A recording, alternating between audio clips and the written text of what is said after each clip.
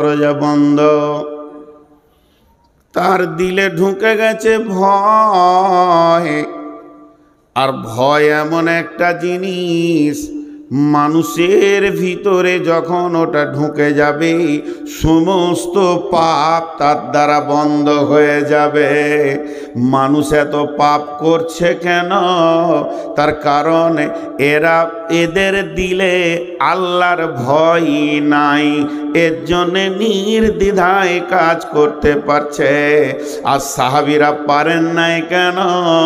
কারণ ওদের দিলে যে মেশিনটা ছিল তার নাম হচ্ছে আল্লাহর ভয়। যখন মানুষের দিলে আল্লাহর ভয় ঢুকে যাবে, ওকে পাপ বন্ধ করতে বলতে হবে না, অটোমেটিক পাপ বন্ধ হয়ে যাবে। আর যখন মানুষের দিলে আল্লাহর ভয় ঢুকবে না, তখন তার দ্বারা পাপকে বন্ধ করা সম্ভব হবে না। এর জন্যে আমার আল্লাহ বলছেন, তোরা মুত্তাকি হয়ে যা, আমাকে ভয় করনেওয়ালা হয়ে যা। আল্লাহর নবী হযরতে মুআজ বিন জাবালকে 10টা ওসিয়ত করেছিলেন। তার মধ্যে একটা ওসিয়ত হচ্ছে, মুআজ রে ও আখিফহুম ফিল্লাহ, পৃথিবীর যে কোনো কোণে তুমি থাকো না কেন, দুর্জনে থাকো, স্বজনে থাকো, এবং তুমি মা বন্ধু বান্ধবের ভিতরে থাকো, মহাসমুদ্রে থাকো, খোলা আকাশের নিচে থাকো, পৃথিবীর যে কোনো কোণে থাকো না কেন, আল্লাহর ভয়কে সঙ্গে করে রাখবে। যদি তোমার ভিতরে আল্লাহর ভয় থাকে, তুমি আর পাপ মধ্যখানে তোমার ভিতরে পাপ ঢুকতে পারবে না।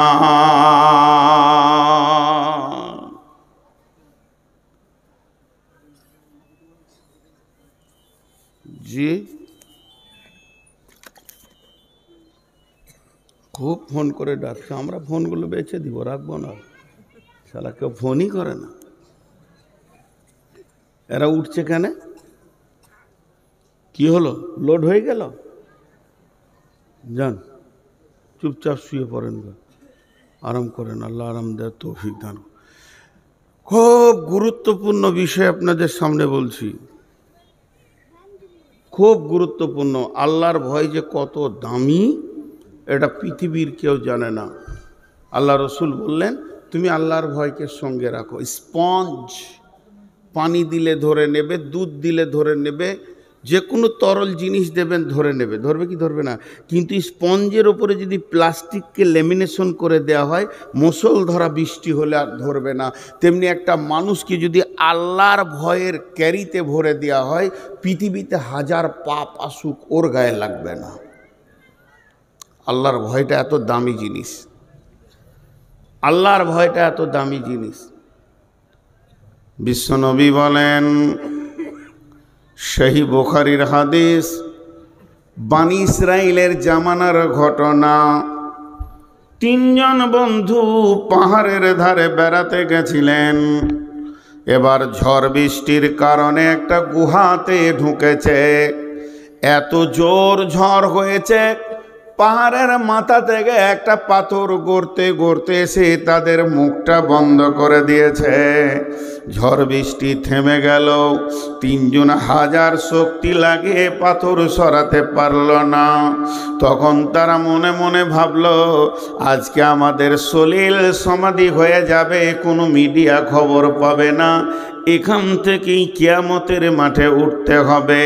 তখন তারা আপসে মাশওয়ারা করলো যে আল্লাহর ভয়ে যদি কোনো নেকি কাজ করেছে আল্লাহকে বলি, তাহলে আল্লাহ পাথরটা সরিয়ে দেবে। তার মধ্যে একটা বলবো। 3 জনের মধ্যে একটা হলো, একটা যুবক বলছে, আমার চাচাতো বোনটা দেখতে বড় সুন্দরী ছিল, আমার চাচাতো বোনটাকে দেখলেই আমার মাথায় বিগার নিয়ে নিত। চাচাতো বোনটাকে দেখলে মনে হতো কখন আমার বোনটাকে আমার কাছে আমি নির্জনে পাব, এটা আমার ধ্যানে ধারণাতে সব সময় থাকতো। একদিন আমার চাচাতো বোন কোনো অভাবের কারণে আমার কাছে কিছু প্রস্তাব রাখলো, টাকা পয়সা আমার কাছে ধারের জন্যে আসলো। আমি সুযোগটাও পেয়ে গেলাম, অভাবের তাড়নায় এসেছে, আমি আমার কুপ্রস্তাবটা চাচাতো বোনকে দিয়ে দিলাম। আমার বোন রাজি হয়ে গেল অভাবের কারণে। তখন আমার দিলের ভিতরে খুশির জ্বর বইতে লাগলো, এত সুন্দর নারী আমি ব্যবহারে পেয়ে যাব। দুইজনে একটা জায়গা ঠিক করলাম, একটা নির্জনে পাহাড়ের ধারে কোথাও চলে গেলাম। সেখানে আর কেউ নাই, আমার বোনটাকে আমি শুইয়ে দিয়েছি, তার শরীরে আর কাপড় আমি রাখিনি এবং আমিও বস্ত্রহীন হয়ে গেছি, একদম তার কাছাকাছি চলে গেছি। তো আমার চাচাতো বোনটার দিকে আমি তাকিয়ে দেখলাম, তার দুটি চোখ দিয়ে অশ্রু বয়ে গালের ওপর দিয়ে যেছে। আমি জিজ্ঞাসা করলাম, বোন এটা তো আনন্দের সময়, তুমি আমি যৌন মিলনে মেতে যাব, এর মতো আনন্দের টাইম তো আর হয় না, এরকম টাইমে কেন তোমার চোখের পানি? বোনটা আমাকে বলল, ভাই রে আমাকে আল্লাহর ভয় কাঁদাচ্ছে। তখন ওই ছেলেটি বলছে, আমি আল্লাহর ভয়ে সরে গেলাম, আর বোনের গায়ে হাত দিলাম না, তার সঙ্গে কোনো রকম কুকাজে লিপ্ত হলাম না। মাবুদের শুধু আপনার ভয় আমাকে গোনা থেকে বাঁচিয়েছে, যদি আপনার জন্য আমি গোনাটা ছেড়ে দিয়েছি তো পাথরটা সরিয়ে দেন। বন্ধু আমার, আল্লাহর ভয় এত দামি জিনিস, আপনাকে প্রতি মুহূর্তে পাপ থেকে রক্ষা করবে। এর জন্য আমার আল্লাহর নবী বলছেন, ও আখিফহুম ফিল্লাহ মাজরে, আল্লাহর ভয়কে সঙ্গে রাখিও। হযরত আবু হুরায়রা বর্ণনা করছেন, সাবআতুন ইদিল্লাহুমুল্লাহু ফি দিল্লিহি ইয়াউমুল্লা দিল্লা ইল্লা দিল্লুহু। আল্লাহর নবী বলেছেন, যেদিন কিয়ামত হবে গাছপালা থাকবে না, বাড়িঘর অট্টালিকা থাকবে না, পৃথিবীটা একটা দস্তরখানা, একটা রুটির মতো হয়ে যাবে, রুটির খোলার মতো। সেই দিন একটা ছায়া থাকবে, আল্লাহর রহমতের ছায়া থাকবে, যেটাকে আমরা আরশের ছায়া বলি। ওখানে 7 ব্যক্তি স্থান পাবে, তার মধ্যে ওয়ারাজুলুন দাআতুহু ইমরাতুন দাতা মানসুজাতু মানসুবিন জিমা জামালিন ফাকালা ইন্নী আখাফুল্লাহ। যদি তোমাকে কোনো সুন্দরী নারী দেখতে বড় সুন্দর, গোটা শরীরটা যেন যৌবনে টকবক করছে এবং তার কাছে মাল আছে, সে তোমাকে হাতছানি দিয়ে ডাকছে, ও যুবক এসো, লুটে লাও, আনন্দ করে লাও। আর যুবক যদি ওকে উত্তর দেয়, ইন্নী আখাফুল্লাহ, বনেরে তোমার কাছে যে সম্পদ আছে আমার তা প্রয়োজন আছে, শুধু আমি যাচ্ছি না তোমার কাছে, মাঝে একটা প্রাচীর রয়েছে, সেটার নাম আল্লাহর ভয়। আমি আল্লাহর ভয়ে তোমার নাকি? বিশ্বনবী বললেন, সালাসাতা মাওয়াতিনা ফালা ইয়াজকুরুনা আহাদুন আহাদান। আয়েশা রে, কিয়ামতের মাঠে 3টি মৌকা এমন আসবে, কেউ কাউকে মনে রাখতে পারবে না, আমিও তোমাকে মনে রাখতে পারবো না। একটা হলো যখন ডান হাতে বাঁ হাতে সার্টিফিকেট দেওয়া হবে, 2 নম্বরে যখন দাঁড়িপাল্লাতে নেকি বদি ওজন করা হবে, 3 নম্বরে যখন জাহান্নামের মুখে পুলিশের আটকে রাখা হবে, তখন মানুষ নিজেকেই হারিয়ে বসবে, কেউ কাউকে মনে রাখতে পারবে না। না। ঘটনা আসলে তা নয়। যেটা বলতে চাইছি যে এত বড় মহিলা যার ব্যাপারে জান্নাতের সুসংবাদ দেওয়া হয়েছে নবীকে, এই মহিলাটা আল্লাহর ভয়ে কাঁদছে। শুধু ভয় নাই কার, ও খালা আপনার আর আমার।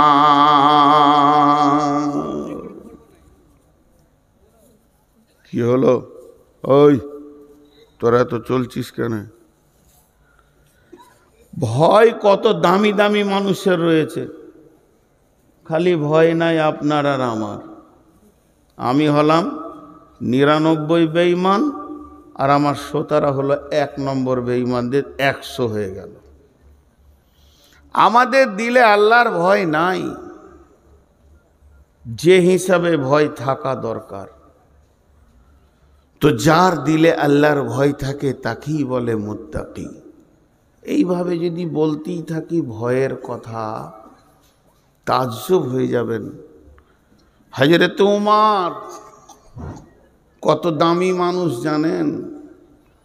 উনি যে রাস্তায় হাঁটতেন শয়তান ও রাস্তায় যেত না ভয়ে। শয়তান ওকে যদি রাস্তায় দেখে নিয়েছে তো রাস্তা ছেড়ে দিল, অন্য রাস্তা ধরে নিল। আর আল্লাহর নবী ওর ডিগ্রি কি দিয়েছেন জানেন উমরের? লাউ কানা বাদি নবিয়ান কানা লাহু উমর। আমার পরে যদি কেউ নবী হতো তো উমর হতো। ওই উমর গভীর রাত্রিতে পৃথিবীর মানুষ যখন সব ঘুমিয়ে গেছে, তখন আস্তে আস্তে করে হেঁটে গিয়ে হযরতে হুযায়ফার ঘরের দরজায় ধাক্কা মেরে বলছে, ভাই হুযায়ফা উঠো। হযরতে হুযায়ফা উঠলেন। হযরত উমর চোখের পানি ছেড়ে দিয়ে বলছেন, ভাই হুযায়ফা রে, আল্লাহর ভয়ে আজকে রাত্রিতে আমার ঘুম হয়নি। আমি একবার ডান দিকে কাত আর একবার বাঁ দিকে কাত, জোরে জোরে শ্বাস ফেলেছি। শুধু জেগে জেগে জেগে এখন গভীর রাত হয়ে গেছে। ভাই হুযায়ফা, আমি তোমার দরজায় কেন আসলাম শুনে লাও। আজকে আমি এশার নামাজ পড়তে গিয়ে শুনেছি আল্লাহ রাব্বুল আলামিন মুনাফিকের একটা লিস্ট বানিয়ে বিশ্ব নবীকে দিয়ে পাঠিয়েছেন। আর ওই লিস্টে কার কার নাম আছে সেই লিস্টটা আল্লাহর নবী তোমাকে রাখতে দিয়েছে আমানত। তবে আমি উমর জানতে আসিনি কার কার নাম আছে। আমি উমর বলবো না যে লিস্টটা আমার হাতে দাও। তবে আমি এতটুকু বলছি, ভাই হুযায়ফা রে, তুমি বাড়ির ভিতরে গিয়ে একবার প্রদীপটা জ্বালো, দিয়ে লিস্টে চোখ লাগিয়ে দেখো আমি উমরের নামটা ওই লিস্টে চলে এসেছে কিনা। যদি চলে আসে আমি এখনই আল্লাহর কাছে উবুর হয়ে কেঁদে কেঁদে নামটা কাটাবো। আমার মুনাফিকির ভয়ে সন্ধ্যা থেকে নিয়ে এই যাবৎ চোখে পাতা লাগেনি। হালাকে লোকটা কত দামি। আল্লাহর নবী বলেছেন, আমার পরে যদি কেউ নবী হতো তো উমর হতো।